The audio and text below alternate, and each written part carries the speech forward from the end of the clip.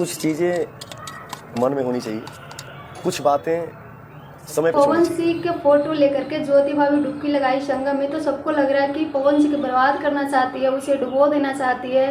मतलब चुनाव लड़ रही है तो पवन सिंह के टारगेट कर रही है। मतलब इतना ज़्यादा इल्ज़ाम लगाया जा रहा है ज्योति भाभी पे सबको। मतलब ज्योति भाभी की ये फोटो लेकर के संगम में डुबकी लगाना बहुत ही बड़ा भारी पड़ गया और सब लोग बहुत ही ज़्यादा टारगेट कर रहे हैं उल्टा। आखिर सबको ऐसा क्यों लगता है कि पवन सिंह की पत्नी बहुत बड़ा पाप कर दी है संगम में डुबकी लगा करके पवन सिंह के फोटो लेकर के। नमस्कार दोस्तों, राधे राधे। आई होप आप सब लोग अच्छे होंगे, मस्त होंगे, स्वस्थ होंगे।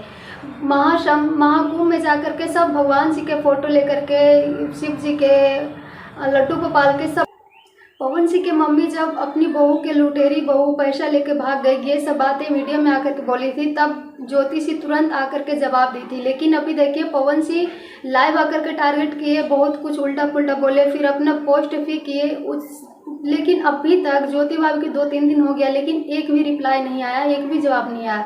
इससे ये साबित होता है कि ज्योति भाभी फोटो लेकर के न स्नान इसलिए करेंगे क्योंकि पवन सिंह उनके साथ रहना नहीं चाहते, उनके साथ ही नहीं है तो वो क्या करे। शायद किसी से पूछी होगी, कोई कुछ बताया होगा तो वो जाकर के स्नान कर ली। तो इसमें इतना बड़ा पाप नहीं था जितना बड़ा पाप, जितना बड़ा इल्जाम ज्योति भाभी पे लगाया जा रहा है।